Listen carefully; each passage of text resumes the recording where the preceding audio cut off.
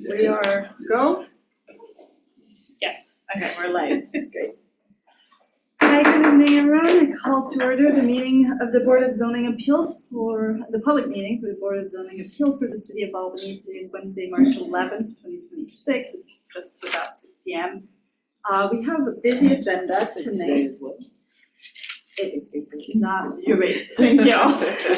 April 8th, 2026, sorry, thank you. Going way too fast, and life and the year has been happening way too fast. Thank you for that.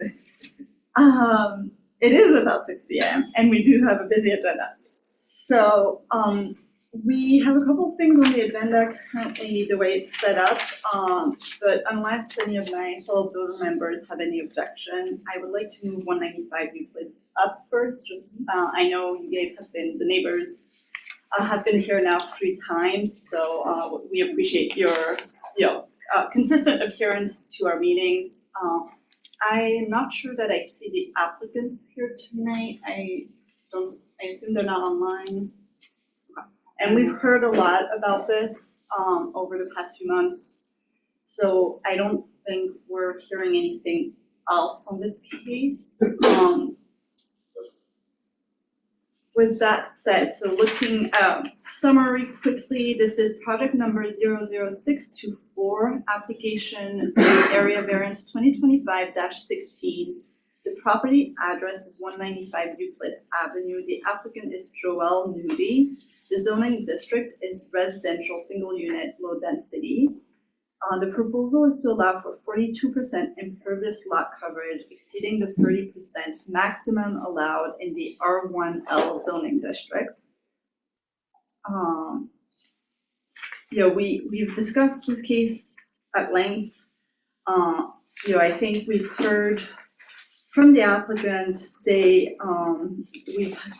The planning staff has provided a lot of information as well as to other area variances, whether there is similar situations in the neighborhood, which there kind of is. It's a bit of a character of the neighborhood gets a little bit kind of a mix of like whether or not there are examples that have similar impervious lot coverage, but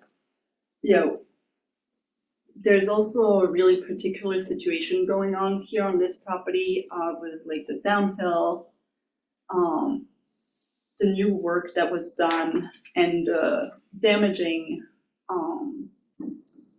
flooding that is happening at the neighbor's property. The work is already done here. There are some alternatives considered. There's some mitigation that has happened already on this, but it's still causing a huge amount of flooding in the neighboring property.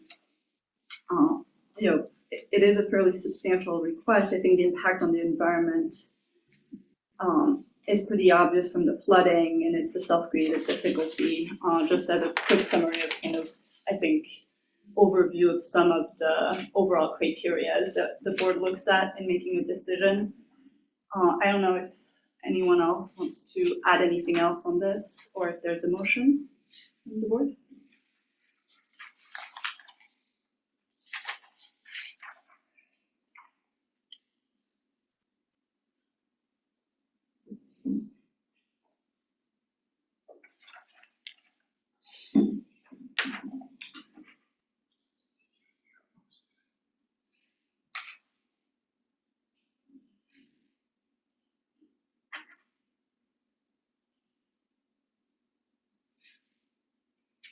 I move that we deny area variance 2025-16 or project 00624. Thank you. I'll second.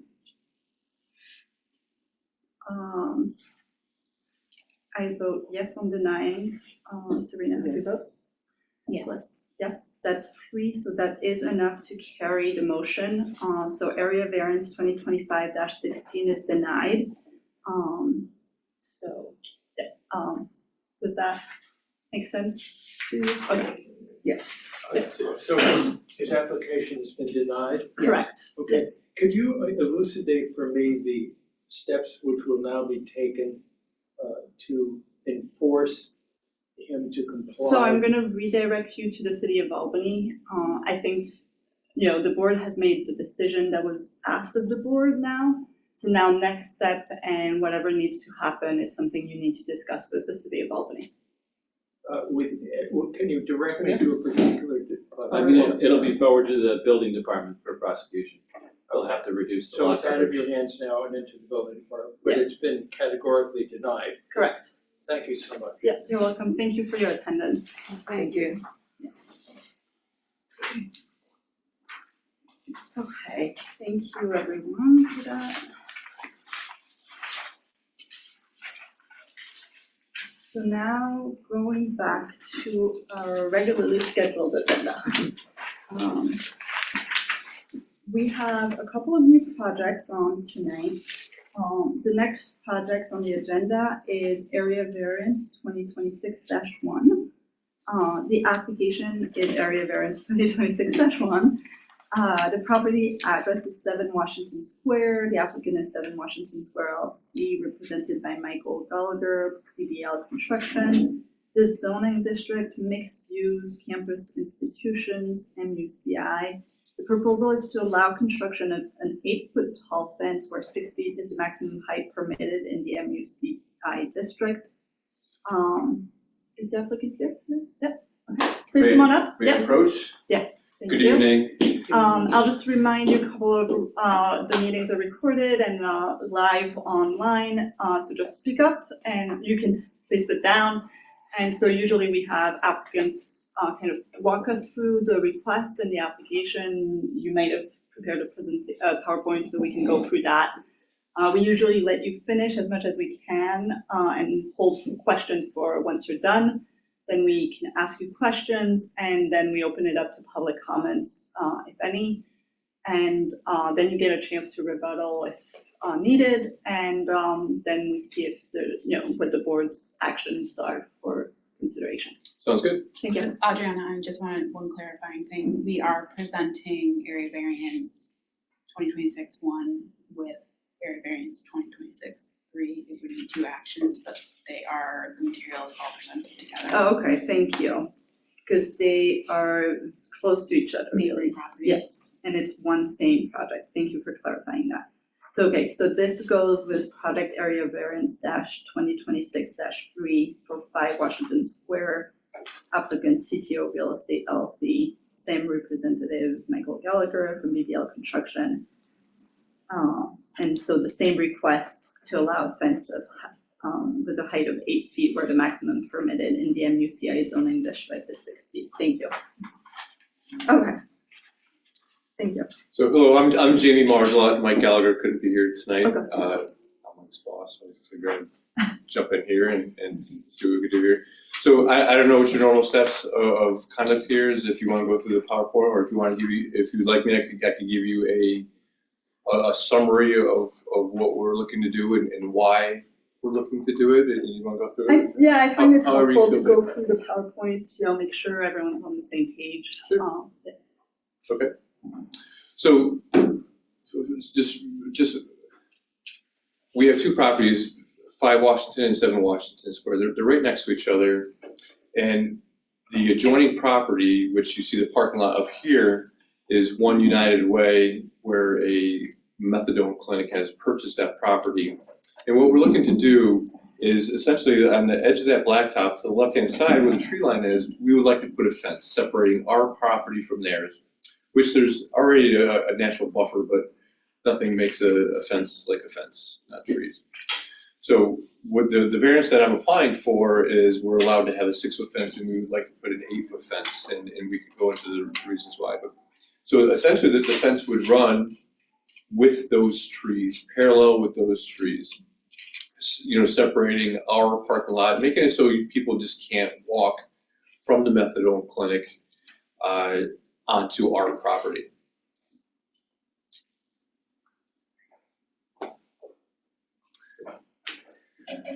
So that property there is 5 Washington,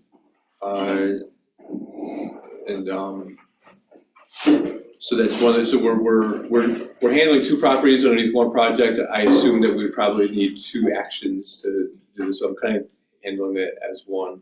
So that's the property line for 5 Washington, and then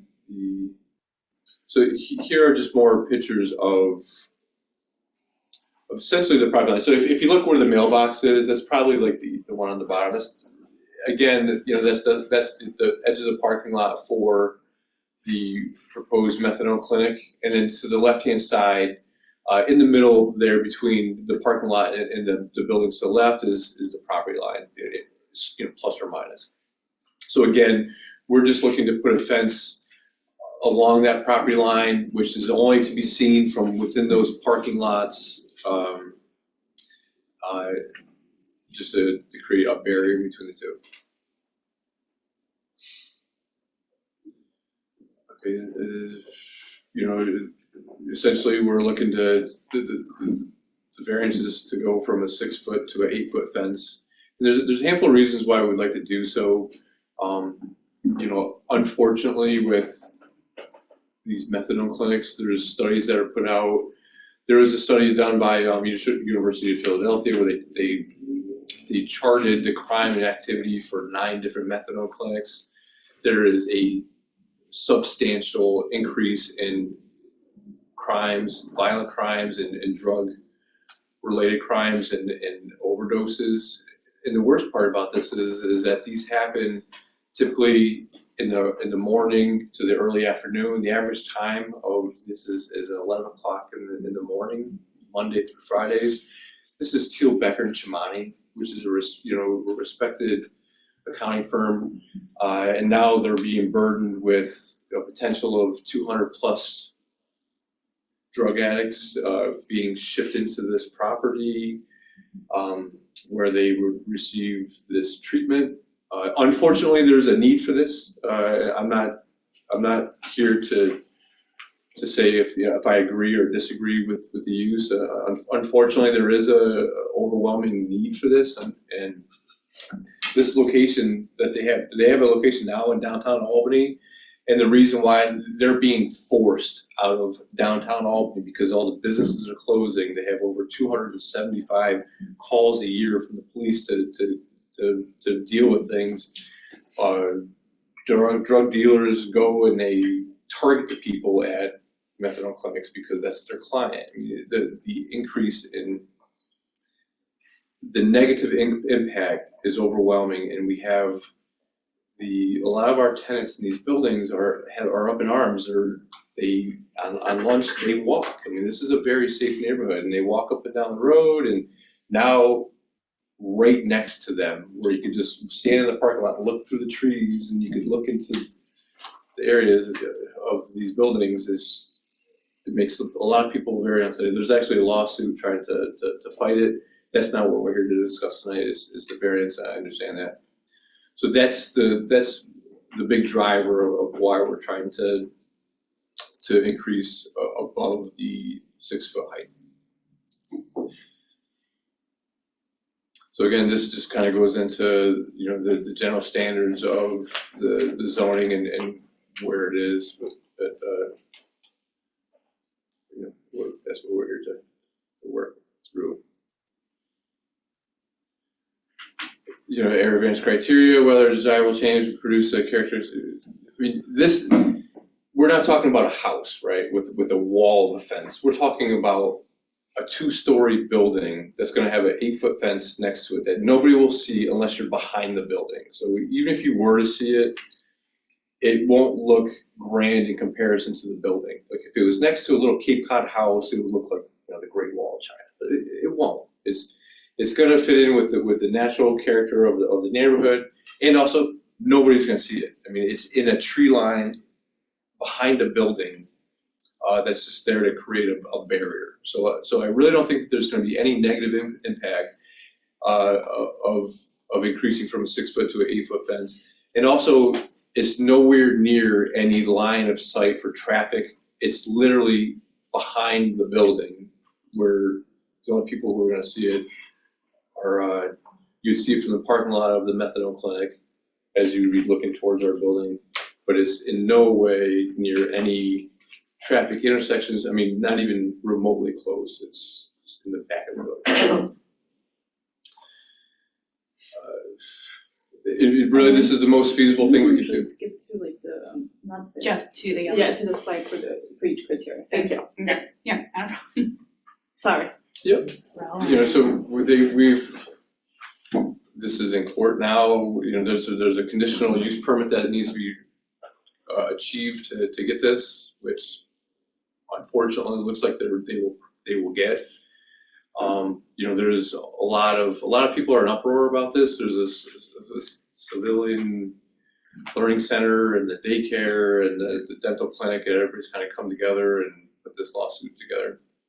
So it's not just our concern; it's actually the whole group of buildings. It's a deep concern, and to be honest, I think that we have a very little ask as we're trying to protect our assets, as we pay substantial taxes in a you know, Tilbecker Chimani, among other businesses that are there. I mean, these are highly respected businesses, and you know, we're really just trying to, you know, they want to sell the building, they want to move. Like I've literally had to find alternative locations, and I'm like, you know,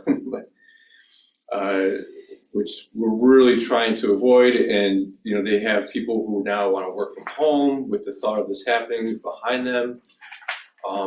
The unfortunate need for this, but it's causing a lot of discomfort with the occupants of this building, and their just general feeling of safety. I mean, I wouldn't want to work or force my loved one or somebody to work in a building where they didn't feel safe, where they had previously, and for good reason too. I mean, there's case studies that prove and show the negative effects of this type of use, and that's exactly why they're being forced out of downtown Albany, is because none of the businesses could stay open that are next to them. It's a terrible thing. It's terrible. It's a terrible thing that we need this. Unfortunately, we do need this. I mean, there's obviously there's an outcry for it, but our properties shouldn't bear the burden of somebody else's issues, and we're just trying to. So this is the best alternative that we came up with. I mean, that they want to sell the building. I'm trying to convince them not to. You know, let's just see how this goes and see what the fence does. And it's really perception is reality. You know, if somebody goes from our building and they look out and they can see right into where they're shipping in over 200 people a day who are drug addicts, and unfortunately these are family people too, but you know, they are in a bad way, and people do bad things, unfortunately. So perception is reality. You know, if they could just block that out, hopefully then I feel as though that would give a feeling of comfort and some sort of relief to the people who occupy the building.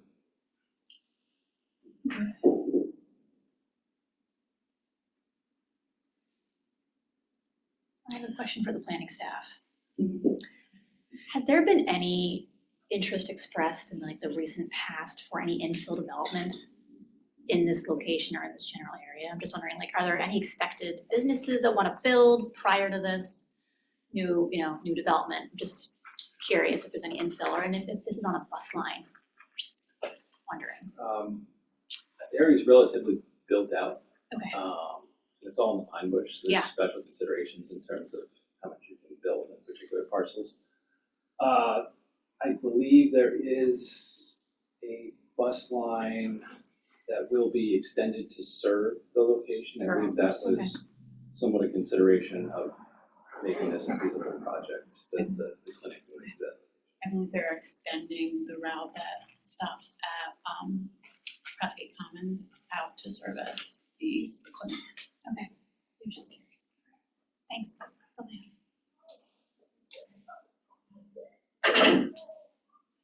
essentially, I mean, they're gonna be busing these people in, so then they're gonna be there on the site, outside of a vehicle, waiting to be picked up, and it's just, it's a lot of people. I mean, and they all kind of come in the morning, early afternoon, so it's just gonna be a flood of people there hanging around. And then as people in our buildings wanna take a walk on lunch, I mean, that's what they're gonna have to encounter, and it's unfortunate. And again, I keep on going back to this, unfortunately, there's this need, but it's really a real negative impact on our properties and people's perception of things. Could we go over and could you walk us through like kind of, I assume there's, like just like what the proposed fence would look like a little bit? Yeah, absolutely. When it comes to just to talk a little bit about the substantiality and the environmental impact. I know the city code also has opacity requirements usually. I assume the proposed project, there's no variance that I see on opacity, so I don't know if or if you can tell us about what's the proposed, yeah. So this fence is a wood stockade fence made out of, the proposed fence is a wood stockade fence made out of cedar, 8 feet high, and it has a, what they call it, a Gothic top, which essentially is it's just like has like a little point in the circle, so it's actually kind of decorative. I could pass this around if you'd like to see. So I mean, it's really a standard run-of-the-mill fence. It's a solid wood stockade fence with little pointy things on top. But it's gonna be cedar, so it's gonna be nice. And I personally manage those buildings. Keep up on. Absolutely. Thank you.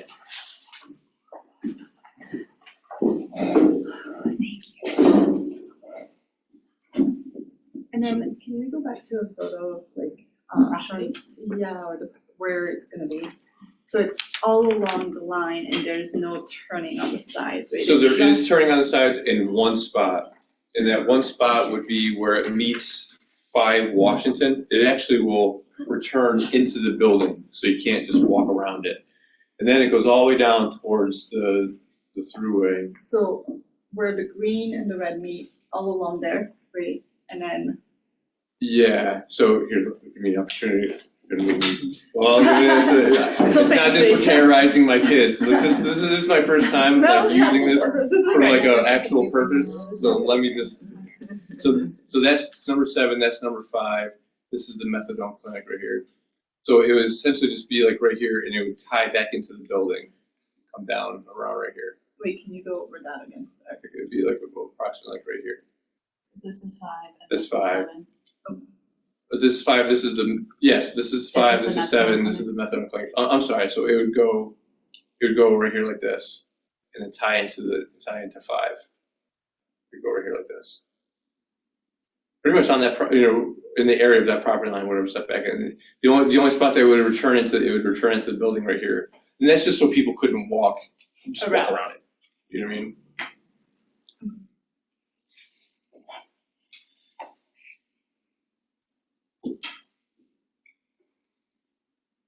But again, and then at the end when it turns, the fence ends. It just butts into the building. Okay. And again, it's essentially just on the inside of that tree line that runs right there. I mean, there's already. Is it on, or is a proposal for the trees to be on which side of the fence? So there's trees all over the place. We would have to probably trim back some trees or remove some trees in order to do it, but there's no clear answer for that because the trees are kind of all over the place. Okay. So there'll be trees on both sides? There will be trees on both sides, yes. And you haven't figured out yet exactly the exact path and how many trees will need to come down? No, we have not. But I mean, our objective is to keep up as much of a buffer as possible. Like, and the trees are nice, or I mean, they're old, but we want the trees there.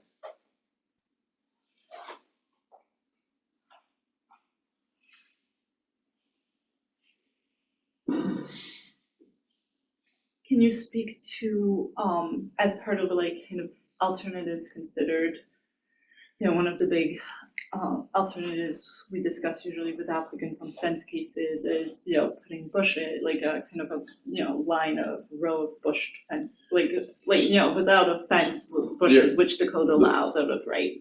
So, yes, we have. And the problem with that is you get, plants dying and stuff like that. And then also that like creates an area for people to hide, and people to be in. Back in my former life, before here at BBL, I managed shopping centers, and we had a shopping center, 900 Central Avenue, right across the street from Westgate. It was Hanford Plaza, and right in the front, there was like a minus car. There's like some sort of like a tire place, whatever, right in front of the Hanford Plaza, and there's like a bunch of bushes and stuff. I had like a small city of like homeless people living underneath this tree, like right in plain sight. You couldn't even see them until the foliage went off. All of a sudden there's all those people. So the alternative to have a buffer line of bushes really creates in my opinion, a major problem, because you can have people in there, and that's the whole thing, is we're trying to protect against people being in there. A fence is a fence. You would have to take a piece down, or damage the fence, and it's almost like locks keep honest people honest, right? I mean, you'd have to go out of your way to make it through that fence, or to climb. I mean, a 6 foot fence. I mean, this is 6 foot. I mean, I'd be able to climb over that. 8 foot fence is a little bit more of a deterrent. So it's, we did look at bushes and trees and growth, and that really did not that made the problem worse.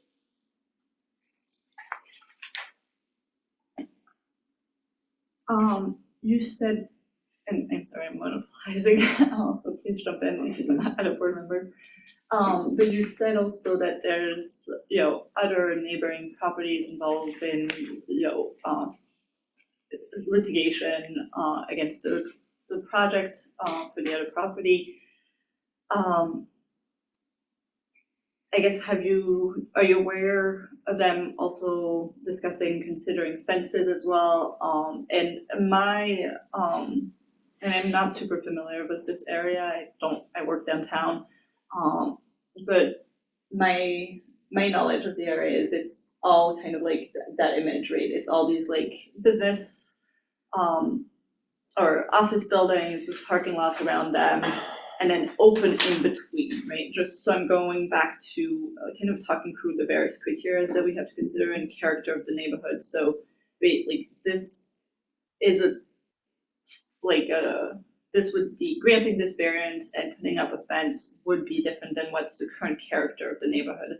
There are no fences in that area between the properties usually. I mean, there are some fences in that area. And the problem that we have is that this is completely adjacent to our building.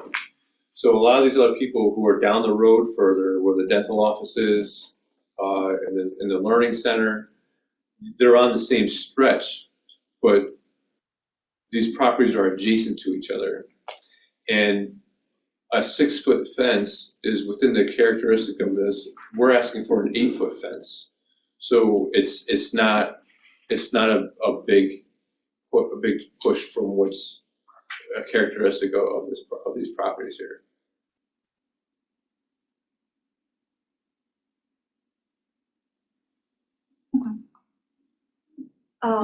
Last question. Have you guys, I guess especially because of the litigation, do you know if there's been any interactions with the neighborhood association, and have they been involved at all in any of these discussions? I think that originally we had, the neighborhood association had been reached out to, but a lot of these people the neighborhood association is like across Washington Avenue in the neighborhoods. They're not really affected by it. So there was not, it's all the business owners along the stretch of this side who have really come up in arms and really have a voice on it.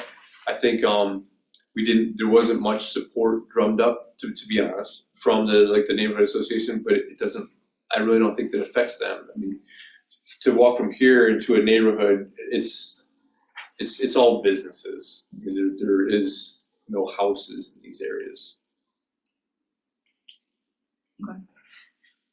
And last question, actually, you talked a little bit about like this would involve about 200 people a day at the clinic, and you talked about police calls and things like that.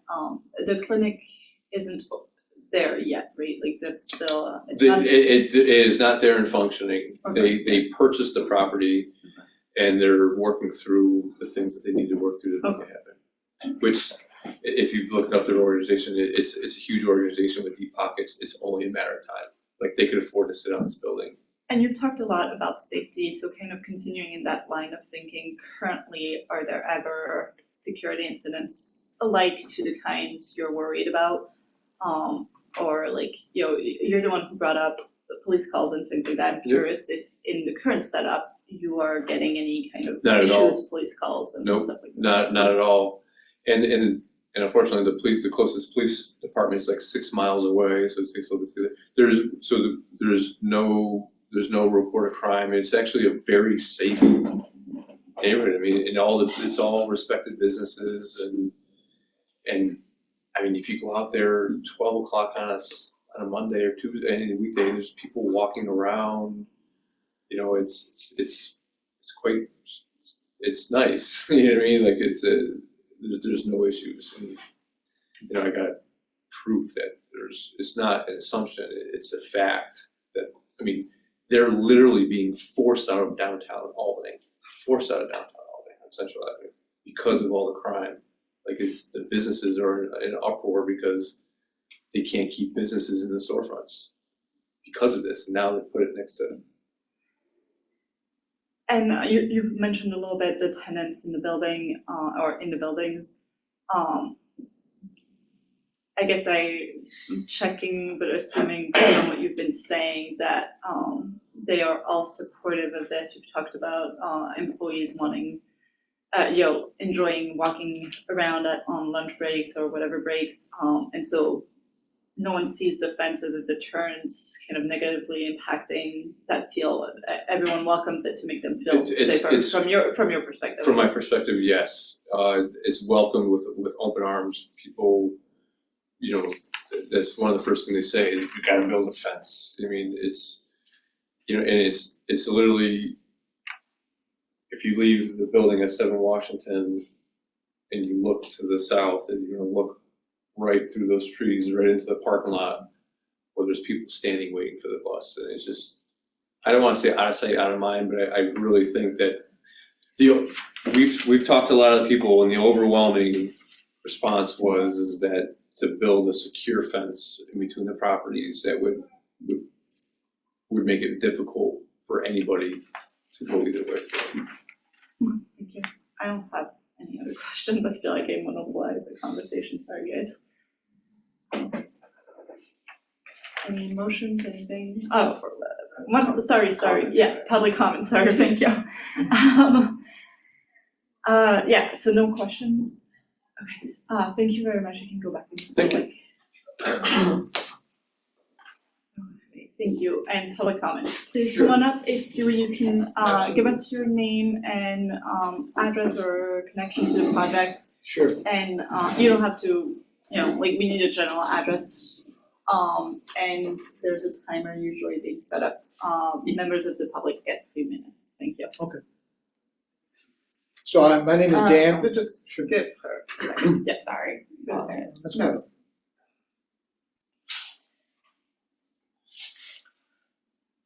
Okay, go. My name is Dan Irizarry, Irizarry, and I am here on behalf of Promesa Inc., which is the owner of One United Way, and also the owner of Camino Nuevo as it exists currently downtown Albany. I'm sorry I only have 3 minutes, but I'll try to keep it to that. My reaction to what was just said is visceral in terms of the way the gentleman described the people who would be using this. Let's first remember that the people in a clinic of this type suffer from a disease, and that disease is addiction. And I am I think it's safe to say that most everyone knows someone who has either succumbed to or has been affected by this disease. While it is true that the location in downtown Albany on Central Avenue is a difficult one from the perspective of being able to isolate that clinic and the people who come for services from the community at large. Bear in mind that West Hill is one of the poorest communities in the city of Albany. Bear in mind that crime existed there before Camino Nuevo, the clinic, was located there. And while there was a certain amount of blaming for everything that existed or that happened in terms of crime on the clinic, I can guarantee you that crime existed before and shall exist after. While it is true that there were incidents there, that there may have been many calls to the police, within the past 2 years, Promesa has engaged retired police officers, in particular one Scott Gallagher, who is a narcotics officer, who have been, along with other members of the security team, been able to really bring down the number to quite a trickle compared to what it was once upon a time. The new location that we are moving to is particularly important from a security perspective because it is not going to share a street or a neighborhood among a cityscape within a cityscape. So while the gentleman who spoke before me is very concerned about people moving around and milling about and committing crimes, the fact is that our ability to control that space is going to be vastly increased because it's not part of. 3 minutes. Okay. Sorry, thank you. All right, thank you. You can stay here for a second, but Sure. yes, we can ask you questions. So why don't you want the fence? I'm not saying that they don't have a right to protect their lot or their property. What I think is overkill is the height. When you talk, I have a 6-foot fence in my backyard. I can't see my neighbors. I kind of regret that because I do like to see my neighbors from once in a while, but I cannot see them. The idea that people who are receiving treatment are going to be climbing over a 6-foot fence rings a bit absurd to me.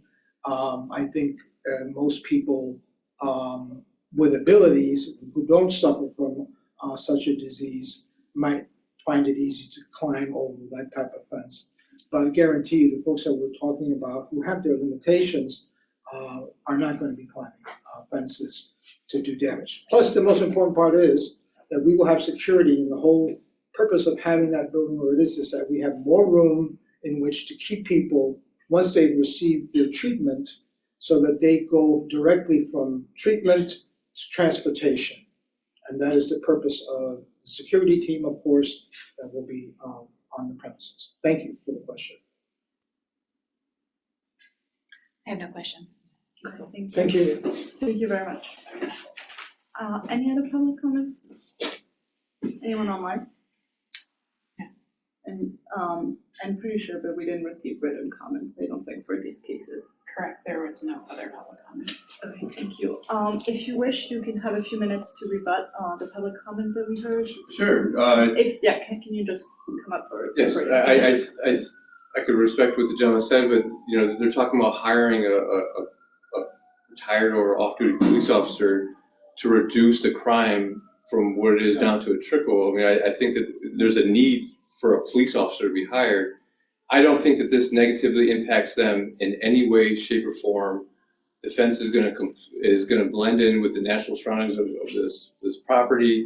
To be honest, I'm a little surprised that you guys are even have any negative comments on it. I mean, Can we, reminder to just keep comments to us. We I try and understand. avoid back and Sorry. forth. You guys can talk after the meeting Yes. to each other. Yeah, I We understand. actually So I recommend it. understand. But yeah, So I'm a little surprised that there's any negative comments on it. We're just trying to protect our asset, and there, study shows that there is, unfortunately, this does cause problems, and this is our way of circumventing that.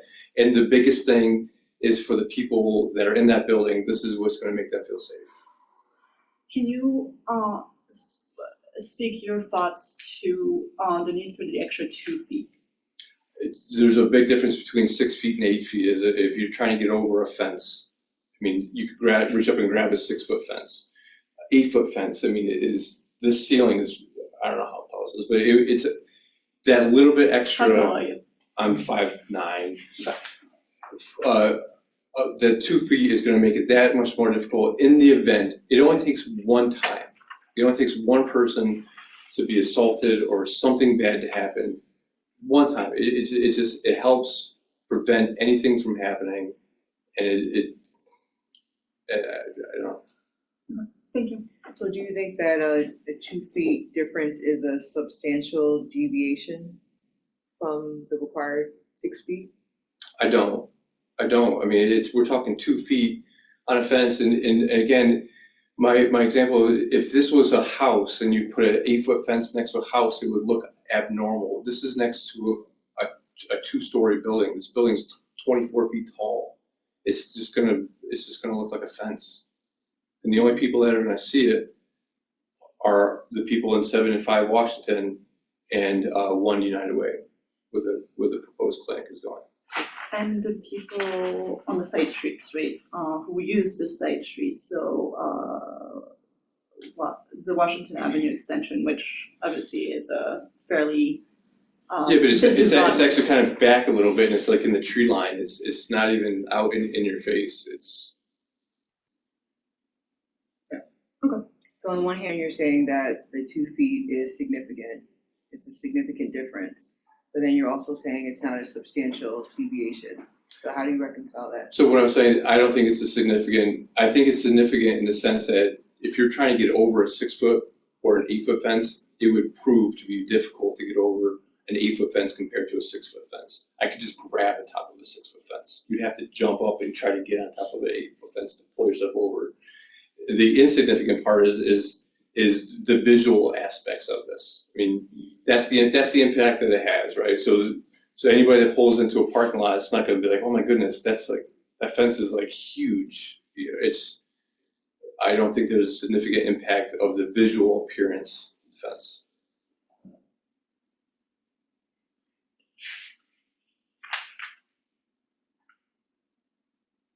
Thank you. Thank you. Thoughts, motions? Should we go through the staff notes or? Not necessarily. Yeah, I don't. Went over.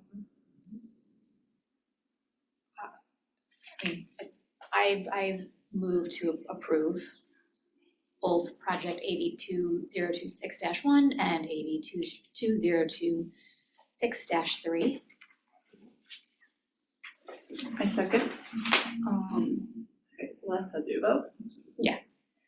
Tina, how do you vote? No. I vote yes. We need 3 votes, so this does not pass. And so the rule for what happens with this is that it means that the variance to approve does not carry and is automatically denied, correct? Correct. Just confirming. So the variance is rejected and by default. Okay, because it didn't get enough votes, or? Yeah. Thank you, everyone. We appreciate everyone's time. Okay. The next project on our agenda is area variance 2026-2 and area variance 2026-4. The property address is 64 Colvin Avenue. Applicant is Freedom Springs. representative is Priya Patel and Iso Ridge Design Consultant. The zoning district is mixed-use neighborhood center. The proposal is to allow construction of a 78.5 square foot wall sign where 24 square feet is the maximum size permitted, and to allow construction of a 7.5 foot tall freestanding sign where 5 feet is the maximum permitted height. Hi, good evening. Hello, my name is Bridget Shoemaker. I am the owner of Azo Ridge Design, and to my right here is, sorry, left, is Priya Patel, also with Azo Ridge Design. So we're representing Freedom Springs, a development by Vecino Group. And essentially we're requesting a variance for two separate items here. One item is a monument sign, one item is a wall sign or a sculpture. So if it's all right with the board, I'd like to start with the monument sign. If we could flip to, yes, so actually that's a great starting point. So if you can see here on this rendering or on these images, the top left, Freedom Springs, that arrow at the very tip of the top of the arrow, there's a small entry door into that residential building. You can see to the right of the residential building, you've got the commercial building that is now a storage facility and a decrepit gas station. Right where the fencing ends on the left, the construction fencing right now, that's actually where the driveway essentially into the parking lot for the residential complex will start. And then the bottom image there, you can see that's the visual of the rental facility, storage facility, excuse me, that's blocking much of the residential view from Colvin Avenue. So the goal with the monument sign here is this particular property is a little unique and complex in that there had to be two separate, completely separate uses on the property in order for the HUD financing and some other types of financing mixes. So we wanted to make sure that the residential and the commercial are completely separate. There's no commercial in the residential building, there's no residential in the commercial buildings. But this does create a traffic issue, for both residents, visitors, and deliveries. So essentially the monument sign would be situated right at the corner of the building. So it's where the fence ends at this point on the left-hand side up near the building. It's a single-sided sign. We're asking for a 2.5 foot variance to get the top of the sign up to 7.5 feet, which would get it up to the height of your typical truck, so that as traffic comes down Colvin Avenue, they can see that set back. It's about 170 feet away, and your average letter visibility is about 10 foot per inch. So the proposed logo, if you have a rendering of the actual sign, you can kind of detail that a little bit better. There's a traffic flow, just get to where that sign is. There we go. So the bottom right-hand corner there. The actual logo is about 20 inches tall, which would allow you to see it at about 200 foot distance. 64 Colvin is 8 inches tall, which allows you to see that at about an 80 foot distance. So that way deliveries or visitors will recognize the icon of Freedom Springs and the address as they come down Colvin Avenue. Thankfully, it's a nice slow road, so we didn't need to go to like 2 foot letters by any means. So we did look at a couple different options for this sign to just identify the property for, again, residents, visitors, and deliveries. By putting the sign up by the road, it lends folks to believe that the non-existent gas station is Freedom Springs, and that doesn't portray the property well. It also doesn't, bring that visibility of this is a residential property. The opposing corner of Anthony and Colvin, it's heavily, there's a heavy tree line there, and we want to keep those beautiful mature trees as is. So right at that nook where the driveway into the parking area made the most sense for driving And that is the gist of the monument sign. Question?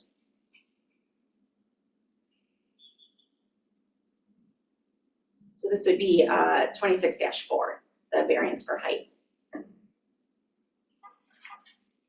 Is there a sign up there now? There is not. There was just the construction fencing at the moment. Is it open? Are residents in the building by now, or? They're not. Okay, so when are you planning, or what is the plan to open it or have people open there? Believe, I believe it's end of May. Soon. End of May, yeah, very soon. What's on the left? Sorry.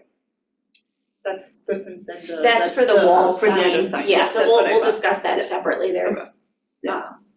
Being that it's two separate variances, it's a little less confusing for everybody's brains. Can we go back to the site plan? Yeah. Can you walk us again through the traffic flow, like super slow? Yeah, so, And where the sign is and kind of the building and stuff like yeah, that? so, going up and down is Colvin Avenue on this map. And so then if you were coming from Central Ave, which would be at the top of the map, then you come down Colvin Avenue, the property then will be on your right-hand side. The gas station and the storage facility is where that white rectangle is like blocked out, so that it didn't get confusing about what property we're talking about. The construction fence that you saw on the prior images basically runs from where you see that red line hook in, yeah, so the construction fence is right there where she was just moving the arrow. So right there on the corner of the building will be a nice island with some plantings around it, and the monument sign will be situated right there. It's running parallel to Colvin Avenue, and it's single-sided. The illumination is completely internal, and just the white aspects on the sign will actually glow, so that the icon that is the F logo of Freedom Springs, the word Freedom Springs, and then 64 Colvin. And that's an LED glow. It's not like a fluorescent, like gouge out your eyeballs bright. Constant illumination. Yes. Yeah. With we do understand there's dark sky ordinances, and the level of the illumination for the LEDs will meet that.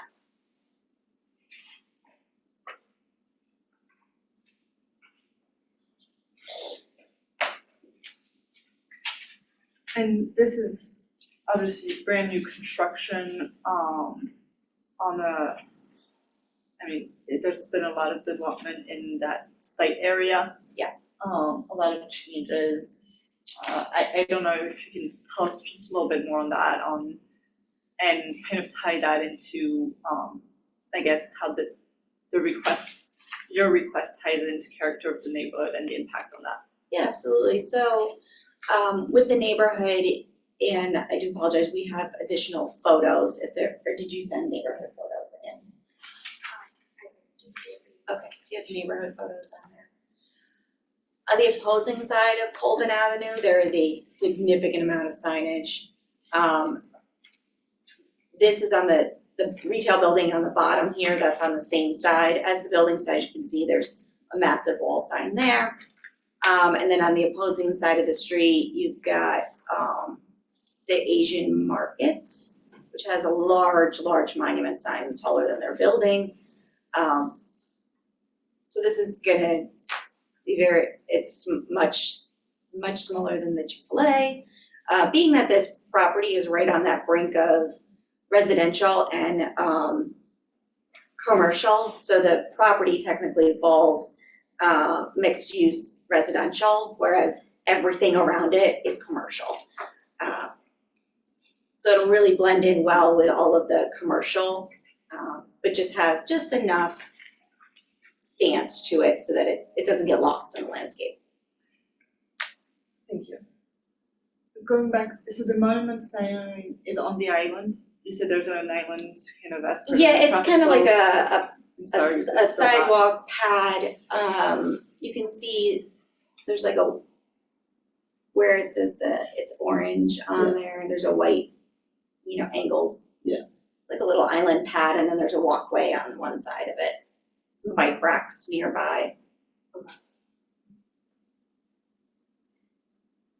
Just like the sidewalk comes out, and the sign will be encased within that. Okay, I see. We turn into the parking lot, so like as you're turning into the parking lot. Yeah, it identifies like this parking area is for the residential and hopefully deter anyone who's not there for the residential use, won't turn in there. So one of the things that the law requires the board to do is to, consider and grant the smallest variance, the most minimal variance possible. Can you speak a little bit to the need for the increased height? Yeah, sure. If you could go back to that rendering of the sign.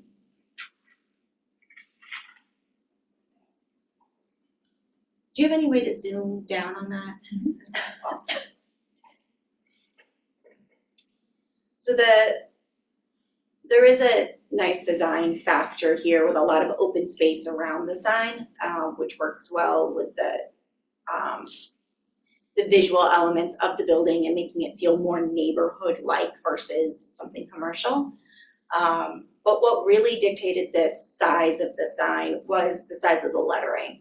So 64 Colvin is at 8 inches. Again, your best visibility is at 1 inch equals 10 feet. So a 1 inch tall letter, you can clearly read at 10 feet away. So at this point, you're reading that easily at 80 feet, but we do know that Colvin Avenue is about 170 feet away from where the sign is positioned. So the logo at the top, the black circle with the icon in it, that's 19 inches, so that pushes us a little closer to that 200-foot limit. It just gets, a nice balance of visibility. The alternative to kind of carve away a little bit of height would be to sacrifice some of the design elements. But again, the see-through portions, so you only have what is green is sign. Everything else that's white between the elements of the sign is open. So that pedestrians, as they're walking on the sidewalk, they can see right through that. Cars can see right between the sign panel and the bar that goes around the top. That top sign panel is 48 inches, the bottom one is 15. So it's just slightly over the actual 5 foot. What's pushing it taller is the concrete base, because we know we will be plowing, and the bar at the top. So they're kind of more visual elements that bring that up to the 7.5 feet at 90 inches. What do you mean you'll be plowing the concrete base? So because it's right near the edge of the drive as you pull in, so when the plow truck comes through. Oh, you mean like snow plows? Snow plows, Okay. yeah. So that bottom 12 inches, that pushes it up to 90 inches. That's just purely protection of the sign. So the sign is elevated so that when the entrance to the parking lot is plowed and the snow is pushed and piled on the side of the road, it's one, not damaging the sign, two, not obstructing it. Correct. And so losing 2 feet on that 12 inches. It would drop the 64 Colvin right to the ground. Yeah. Okay. Yeah. Yeah. I know. It's too late for math, sorry. Okay. Any questions? Any comments? Anyone online? And we didn't receive any written comment or have anyone decided to speak. Have you spoken to the neighborhood association and kind of like the neighbors and like? The Vecino group and their development team did. So after they did all of that work, they they sent the information to us and said, this is the design avenue we want to take. And then it's my job to present it to you in hopes of relaying their wishes. And so the sign is for the overall property, which includes, or is it focused on the, It's just the residential. It's for the So residential. the property, if you don't mind going back to the property map, it's an awkward shape. See how it's like an L? So it goes behind the commercial. So it runs along Anthony Street, so the bottom is Anthony Street. Anthony Street ends at Westland Hills Park, and then the portion of the building that's going upward in this image is behind the storage facility, correct. And so that's where the commercial aspect is gonna be, right? The commercial aspect had nothing to do with this building. This building is strictly residential. Okay. So we proposed more The residential. whole L building. Yeah, the Okay, whole but- L. But is you said residential. something about mixed use for the funding, that's where I It's guess I'm getting confused. What it is, this particular lot is 60 Colden and 64 Colden. So the monument sign is on 64 Colden, whereas the wall sign is on 60 Colden. But it's like the property line runs like right where the sign is. It's a very awkward positioning situation. I'm not a developer, so I couldn't speak to how this worked out, but hopefully it'll bring lots of beautiful apartments to. Was a traffic study, traffic safety study conducted? Not for this sign because it sits so far into the property. When you say this sign, we're talking the monument sign. Yeah, actually both the signs sit beyond 100. The freestanding sign, it's just shy of 170 feet from the sign location to Colden Avenue. And the back of the building exceed, I think it's almost 300 feet to get from the actual building facade to Anthony Street. Therefore, traffic studies were not called in. If this was a standard setback where we're 10, 20 feet off the property line, it would make sense, but these won't impact the traffic. Hopefully it's enough just so that deliveries know where to go.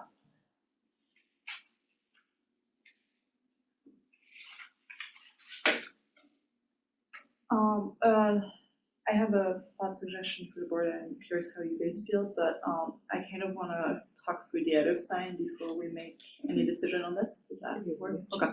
Okay. So if you don't mind, if you can. Yeah, we can go right back to that. All right. Okay, so the second sign is a wall sign, which it's on the south facade of the building. It faces Anthony Street and Westland Hills Park. What's unique about this proposed sign here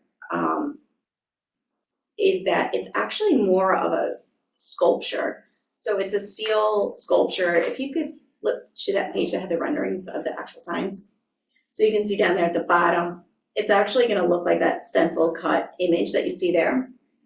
The wall is, it's a wood veneer at that section, and it is not 10 foot by 10 foot, so I'm sorry that is on there. That is not accurate. So essentially what's happening here is they're taking the logo and having it cut from steel to create a sculpture to fit this giant blank wall on the backside, on this side of the building that faces Anthony Street. The sign itself is non-illuminated. There's some downlighting on the building that was previously approved. It's going to be there anyways. Under Albany, City of Albany, this doesn't count as a sign, but being that there's no illumination, it's these natural materials, and the location of it on the building, it actually sits in a really beautiful spot where it's kind of framed by the natural trees and the natural growth of the area. This is actually above the entry to the building. So the actual pedestrian entry, the resident entry to the building is on this back south side of the building. So it's along Anthony Street. You can't see it from Colden Avenue. You have to pull into the parking lot and start driving around the building before you actually find the location. So we worked with the development team to come up with something that is artistic, feels more neighborhood-like, And also gives the residents, something to be proud of. The Freedom Springs emblem is very much to support veterans. And again, that from the property line to the building, it's 150 feet. And then it's about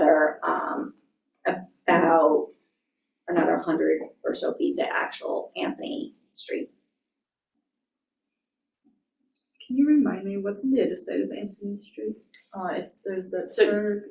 Yeah, directly across, there's another gigantic apartment building. Okay. And then Westland Hills Park is to the northwest corner on that map. I'm doing my directions right. And you said this is not illuminated this side? Correct. Yep. No illumination, just the sculptural steel logo mounted onto the wood veneer in the building. I didn't follow. You said something about this isn't actually a sign under the code or something like that? No, it is. Oh, It is a sign according to the code. You think it's a sculpture, but. Yeah, yeah. Okay. To us, I'm it's sorry, an art. I didn't follow that. I was like, wait, what? Yeah, to us, it's an art piece, but we Okay. do understand the way that the code works, and it does, count as a sign because it has a logo element into it. How was the, I believe the applicants are the one who calculate the measurement. How was the overall sign measurement calculated? As the area of a circle, Okay. which is 78 point something square feet.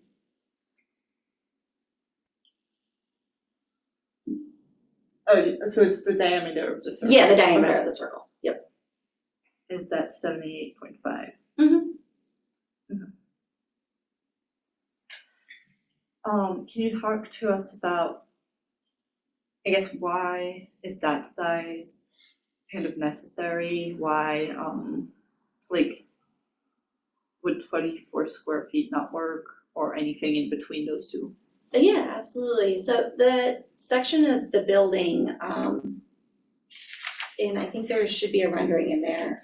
Priya sent one over that kind of shows that facade. Now, we can pass this page around. You have more than one, right? Okay. And we did scale it down from the very, very original. The one on here.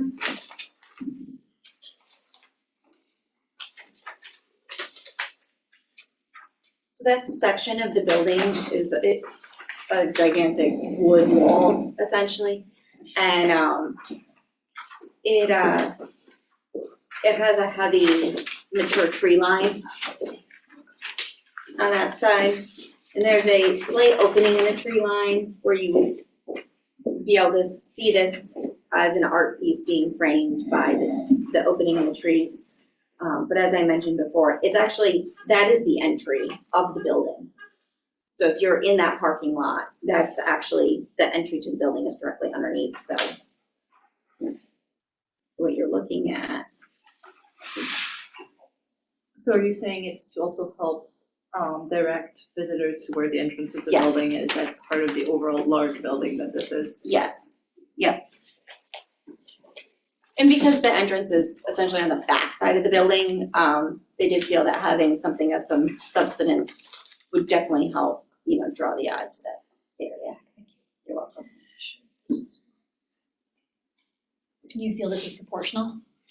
Yeah, absolutely. They started out with like a 15-foot by 15-foot, and I was like, I don't think it would much, let's bring it down to about, the 72 square feet, which is, 10 by 10, or 78 square feet, just under 10 by 10. And it just fits that opening really, really nicely. And Do you know how big the the part of the wooden part of the wall is? do I know what? Like, what's the size of the wooden part? The wooden part, right? Like, kind of talking about the proportionality of the sign. It is it's 27'8" wide. By about 27'8" across too, so she can, I can show you. So it's basically a square wall. Yeah, it's a Okay. square wall. All We'll right. say 28 feet by 28 feet. Yeah. So there's still a lot of, negative space around that.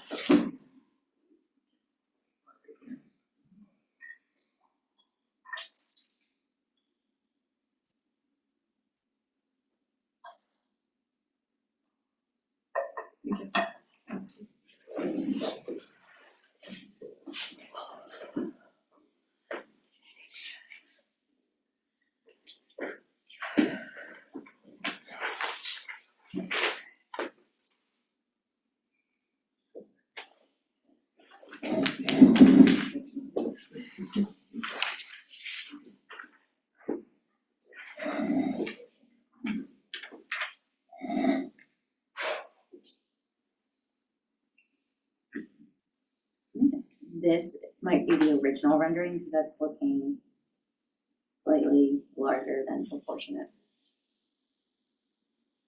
No, I guess it's about right.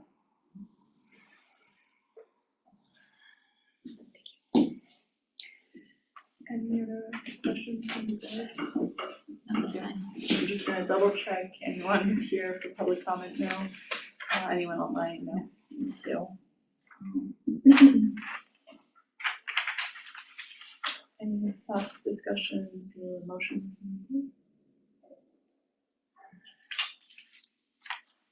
This is seeker.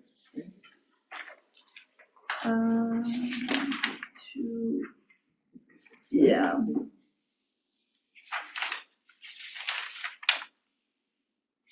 We have to do a negative declaration under seeker, or because it's a take two, then we don't have to do anything on seeker. Believe. This would be a type 2, so you wouldn't have to. So we don't have to do anything. Project. Okay, thank you. Oh, good, Oh, the yes. seeker. Okay, no seeker needed.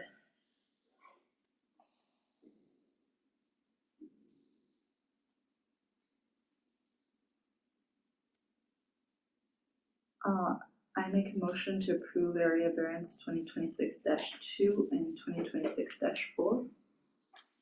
I second. Thank you. Celeste, how do you vote? Yes. Serena, how do you vote? Yes. I vote yes. So both motions carried, so the variances are both granted. Thank you. Fantastic. And then we'll just need to follow up with the building department, right, to pull the actual permit. Yeah. Awesome. Thank you very Yeah, the much. decisions get written up and become available within a week or so.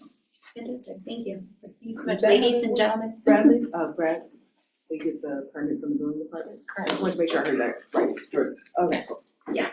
Thanks. I know you said it. Have you filed the building permit application, or did you go straight? Yeah, to- no, we did the building permit application, got that denied in order to be able to So once present our to you. staff gets the recorded decision, we'll release the hold on the permit.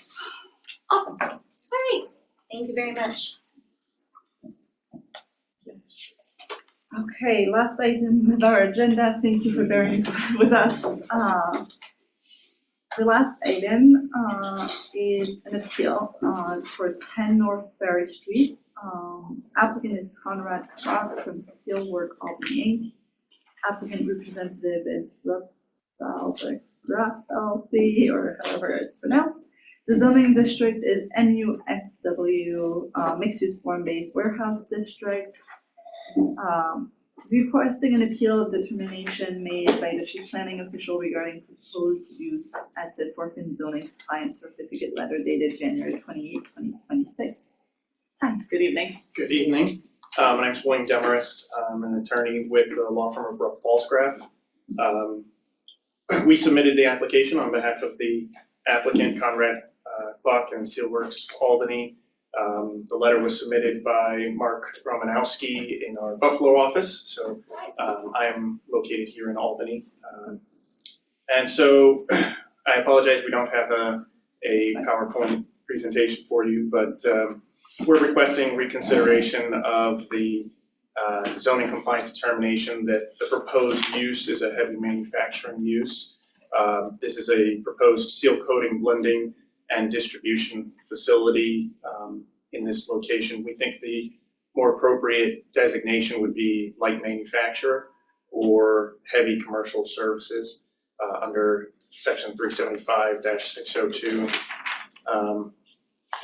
Looking at the code, the distinction between light manufacture and heavy manufacturing is a distinction based on the level of impacts, specifically those from noise, smoke, fumes, odors, glare, and health and safety impacts.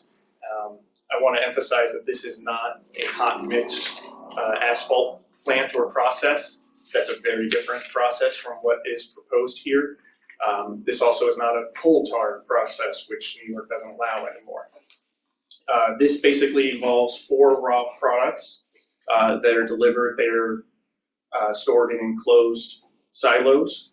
They are then added into a high shear vertical mixer, which is essentially like a large blender.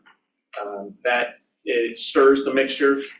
There is no heat added during the mixing process. There's no chemical reactions that are involved in the mixing process or combustion of any materials. The actual blender is located inside the building and is enclosed. There's very limited heat that goes into any of the process. Heating is added to the water that gets added into this process, and as well as this involves bitumen, which they're in the silo. There are electric cores that keep it warm so that it's workable. There's also a heating element that does go onto the pipes that lead into the mixer to, again, just make sure it is a workable material. But it's not, there's no combustion of the materials or anything of that nature. The final product then doesn't actually need heat at that point, and it is stored in tanks. We're proposing in this location to have those storage tanks inside the building. In other locations, they are often stored outside, but here this space is large enough that the proposal right now is to store them inside the building. As I said, currently the client is doing this out of a facility in Buffalo and trucking it into the Capital District. So obviously from an environmental standpoint, as well as economical and efficiency standpoint, it would be preferred to have a more local facility for this. The Buffalo facility is actually located in a light industrial zone, and so it's similar to the location here at 10 North Ferry. The process doesn't really produce noise outside the facility. The most that will be involved is really in relation to the trucking. So in terms of that, there are raw deliveries. Those are estimated about 2 to 3 per week based on the demand of the product. And this is not a year-round product at height. It has a seasonal use, obviously. So during the season, we're looking at 2 to 3 raw good materials deliveries, and those are delivered through 18-wheelers. Then outbound, Steelworks has 2 to 3 18-wheelers per day that leave the facility. They fill up. The way that happens is the trucks come in, they are connected through pipes and pumped from the storage tanks into the trucks. It's a closed system. So there are 2 to 3 of those per day, and then there are customer pickups, which are estimated at 6 to 7 per day. Customer pickups typically are more like a pickup truck, like a Super Duty with some sort of a tank or a trailer that's behind it that gets filled. And as I said, the loading systems are enclosed. There's no smoke from the process. There's no gas or open flame heating as part of this. There's no fumes that are generated. This does not require any DEC air permits for emissions or anything of that nature. That's a big distinction between this type of facility and the hot asphalt mix process, which does require DEC air permits for emissions. This does not. And there's really no outdoor odors either from this because the tanks are all enclosed.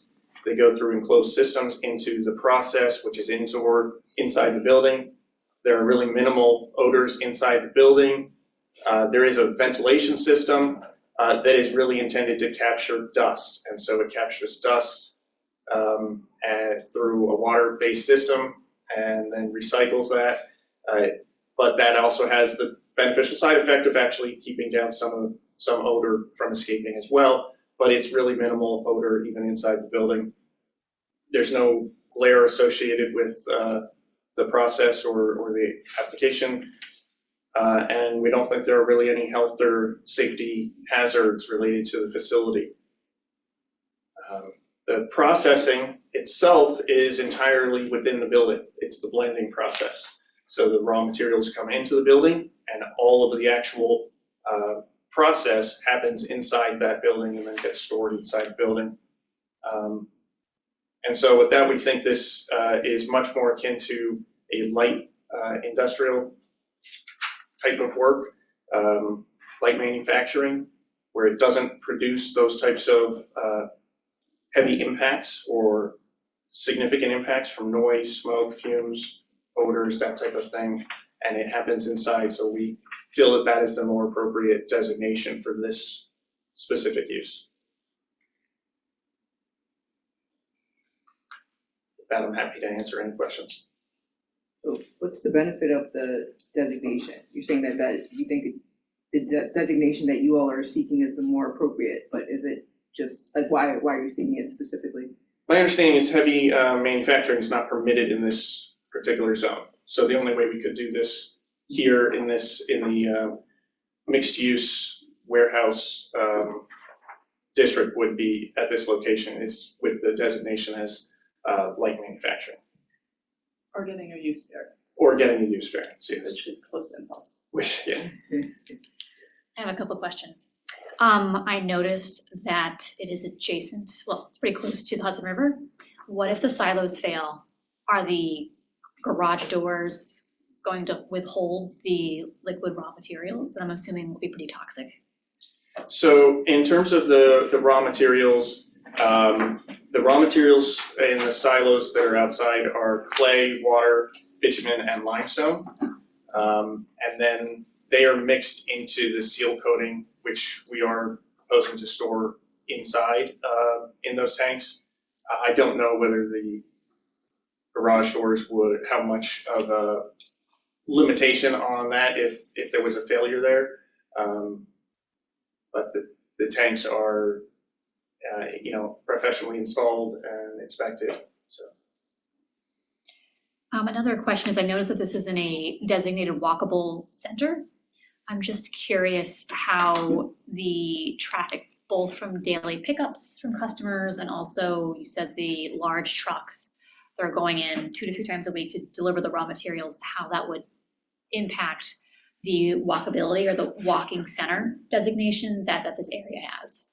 So this is actually fairly close to where you come off of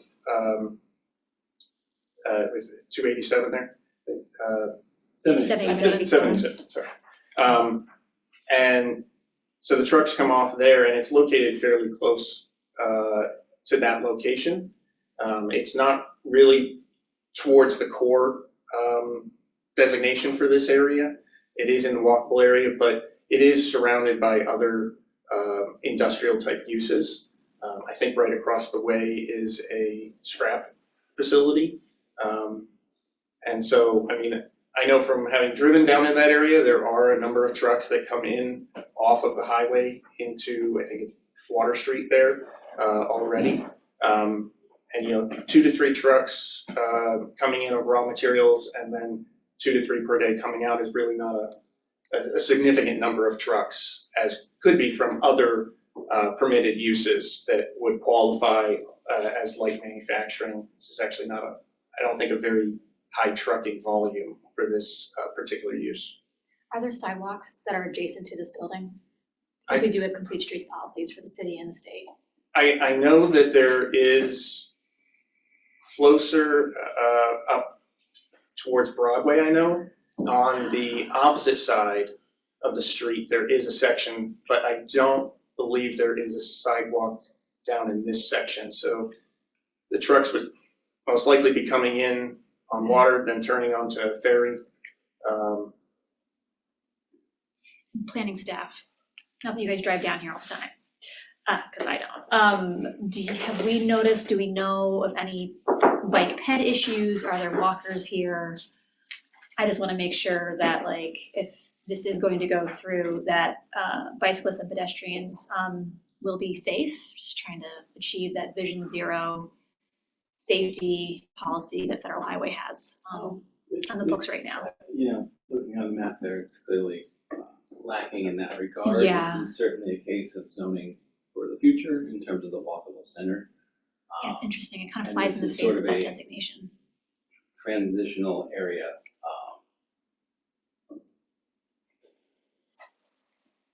So, I mean, I don't see any residential buildings. you know, I think we do need to be careful about keeping to, you know, the question is what zoning designation it fits into per our definitions and not necessarily, you know, the form-based warehouse and the concept that it was a transition that was going to take time. Existing industrial uses and such were allowed to continue there. They were scaled back in some respects, hence the heavy manufacturing in some cases not being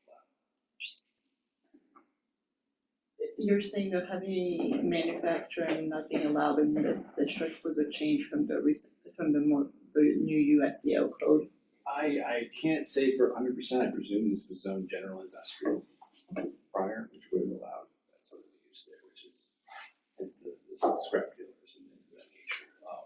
They're Well, at the grandfathered in. same time, saying the goal is not necessarily to zone out light industrial uses, so there's a, you know, can I add just one more point? Yeah. You know, the application that came to us initially, the zoning compliance letter, described the use a little bit more succinctly. You know, the applicant has certainly put a lot more into the record with respect to the details of that use.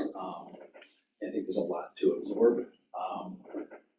You know, but the initial use that came in was for asphalt blacktop mixing and distribution facility, including outdoor storage tanks for raw materials, indoor mixing, asphalt blacktop. Sounded, when you think asphalt plant, you certainly think something that's in a port area or an industrial area. This does seem different from that. Whether that definitively makes it a light manufacturing use, there's a lot of nuance here. And certainly there's a lot of plans and initiatives for this area too, so that stuff not necessarily cloud or interpretation. And I did want to, that's why I wanted to emphasize that it's not a hot asphalt mix plant, which can understand with a limited description of an asphalt facility, that's what comes to mind. And obviously the fumes, the odors, those types of things from that type of facility are much more significant and would not be appropriate in this location. Can the applicant provide independent documentation to support the claims of limited impact, such as traffic studies, noise testing, or environmental reports? I can certainly discuss with the client. I don't know if they've had to have those done on their other facilities at this point, because they have been designated as light industrial in other locations. So I can certainly ask the client if they have that, or potentially look into some of those requests. In terms of the traffic impact, I guess I would like to know what detail the board would like in that regard. Are you looking for an actual traffic study of this area for that, or just a more precision on what the daily traffic would be anticipated for that part of it? I'd love to see it. I'd love to see that. I'd love to know. I'd love to see some projections and just thinking about, again, the volume, the increased projected volume. There's current activity at the site? I do not know what the current activity at the site is. I apologize. We would be. Yeah, sure. I was just going to say we would be purchasing property, so Okay. Oh. we are not currently operating at this. Okay. Sorry, thank you. I thought, for some reason, based on how some of that there was already current ownership and operation, but no. Okay. It would also be helpful to know how would spills or accidents be managed and what safeguards exist for containment. Yeah, this is also in a flood overlay district, so it's prone to flooding. Right.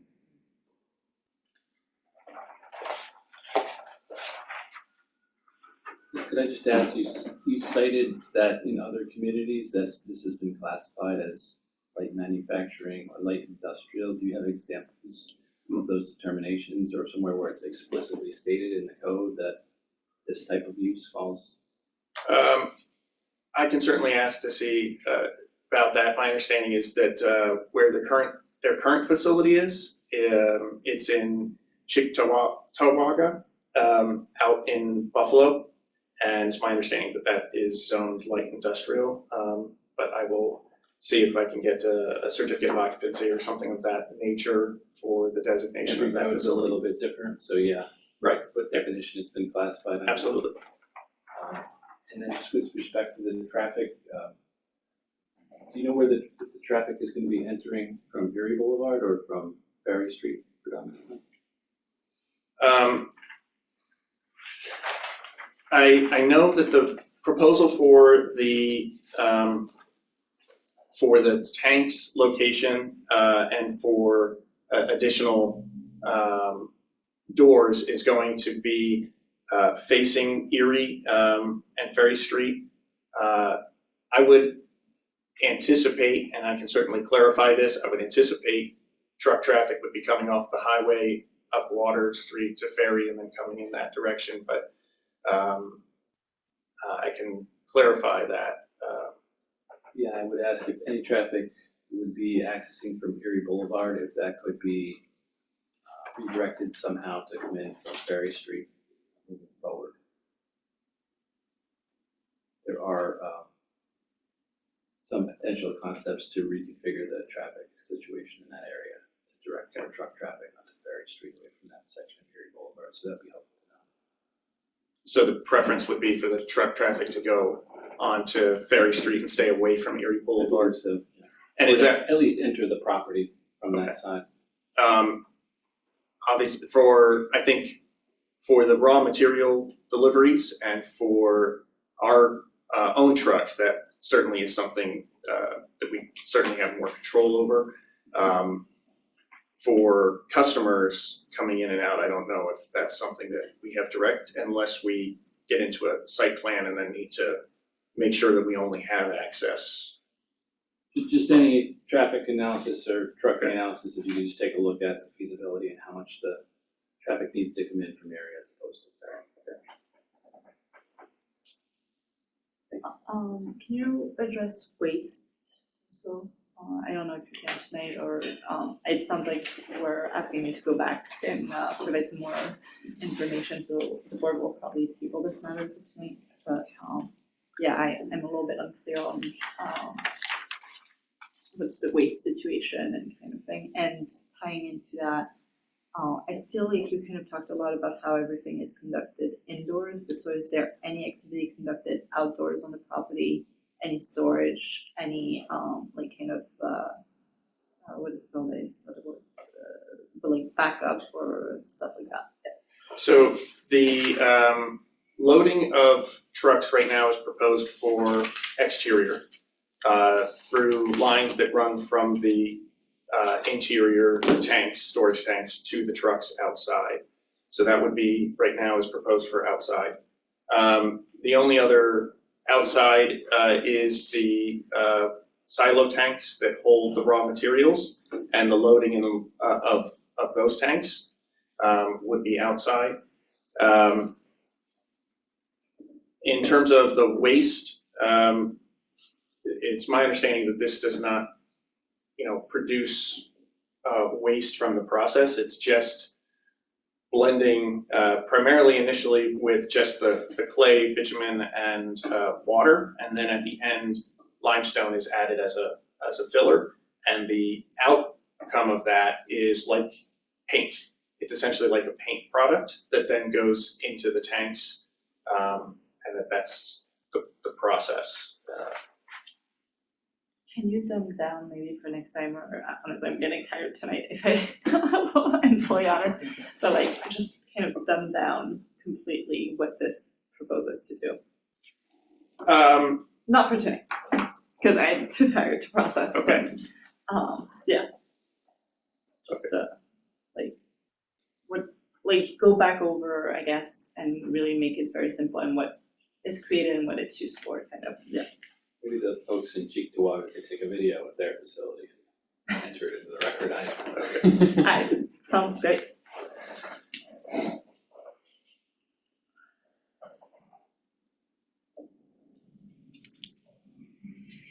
And so, you mentioned kind of two things, light manufacturing, but you also mentioned heavy commercial services. Are you arguing both? Well, Arguing either one, or, because I mean, heavy commercial services seems quite a stretch personally. so heavy commercial services is the current use of the property. There is a commercial element here because part of this facility would also have a commercial element for the people coming in, clients who are coming in to do their own pickup on site. There would also be products for sale associated with the sealing. So, the different types of machinery and equipment that's used for application, there would be that kind of location there. So that seems to fit within the heavy commercial services of that type of use. And so that's why we were indicating that way. I have a question for the planning staff. So just thinking about DGS and our engineering department, every road, whether it's paved or not, has an owner or it's jurisdictional ownership. So this is classified as a secondary road. They often don't handle heavy trucks well. It's the wear and tear and will deteriorate the asphalt pretty quickly. I'm also thinking about level of service. So the LOS and also the structural integrity, like the asphalt materials, get a little nerdy. How heavy are those trucks? Does DGS and or the engineering department, would they want to say in this? Would they want to peruse and hear more about some of the really heavy trucking equipment that might be used on their roads that they would then have to maintain and fix? I don't know, we could make that inquiry and relay it to the board. Courtesy, like, do they have a feeling one way or the other? We could reach out to them. Sorry to make more work. No, if you'd like us to do that, maybe. Yeah, it's just this is something I see constantly at work. So it's like, who's gonna pay for all the extra maintenance? It's expensive. Materials never went back down after COVID at all. And so you said the current use is heavy commercial services, but you're not familiar with what that actually is. That's my understanding of what's currently the use classification for what's there, but I don't actually know specifically what's there right now. Would you mind looking into it, and if not, if planning can also provide some information on current use? Because I'll check on this and, but does the current use not have an impact at all on our, like, we're just trying to fit it in the best definition, like, we're reviewing the planning's decision and the applicant's request to change the planning decision as to what definition in the code it fits in. And I just can't, and I understand that part, I just don't remember how, if we're supposed to consider at all the current use, if that has any impact on. I think unless the current use was the same use, there's a change of use that needs to occur, and that's typically something we review to make sure that the use is permitted. I think. So maybe if it's, like, this is an appeal of the definition, which is different than a change of use and asking for a variance in use. Correct. Yeah, okay.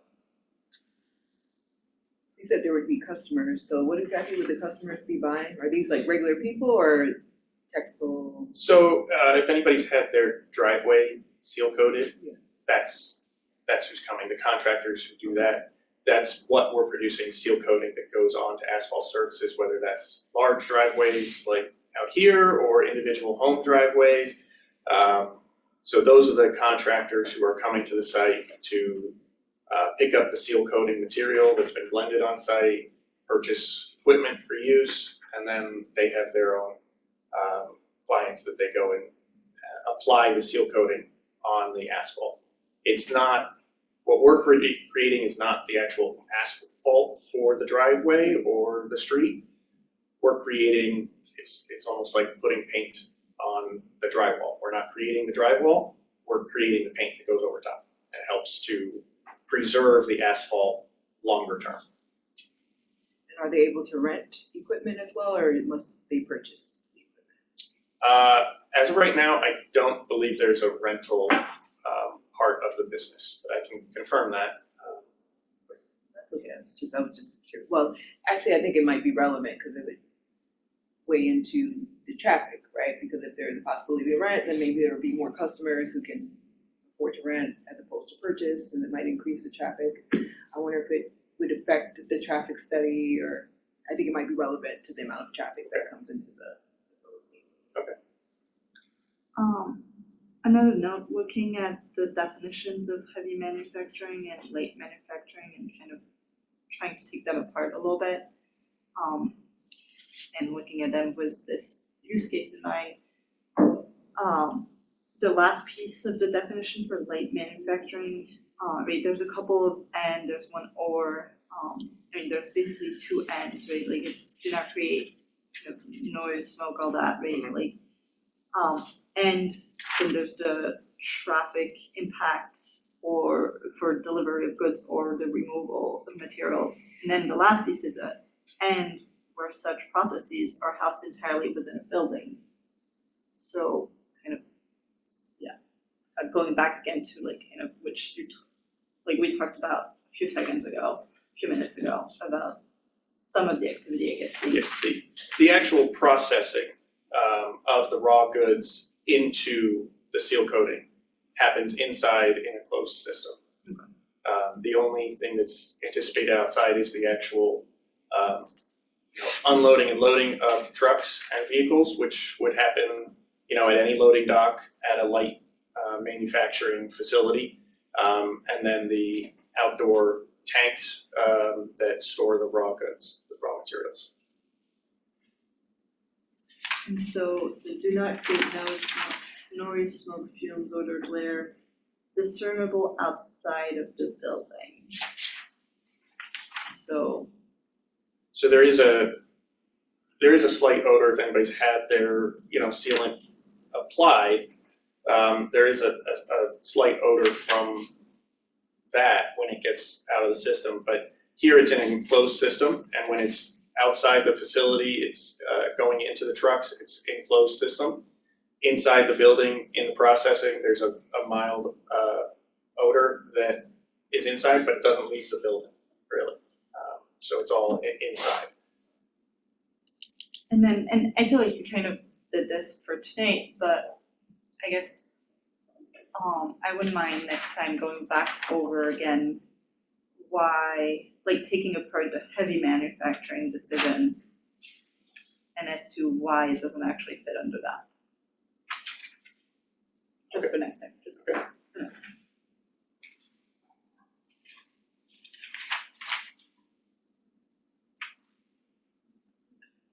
That's the proof tonight for me. Okay, thank you. All right. Is there a motion to table? I move that we table this matter. Second. We are on 10 North Ferry Street. thank you. All in favor? Yes? And would that be, just for clarity, is that tabled to the next meeting, or do we You'll work have with to- planning staff on getting it put on the next? Yeah, you work it out with planning stuff. Once we have a completed application, all the requested information, Anna and Cornell will work with you to place you on an agenda.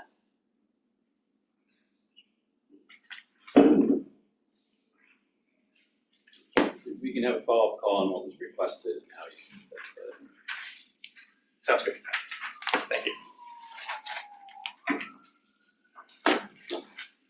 Thank you. Do we have minutes to accept tonight, or no? Or does anyone know? Do I have minutes? Do I? I don't have. Jeez, let's skip minutes. The B team, I don't think We'll the B deal team with is it next provided time. with minutes for this evening. Yeah, don't worry Sorry, about it. guys. Next time. It's adjourned? Yeah. Second? All in favor? Adjourned? Thank you. Thank you, everyone. Good meeting.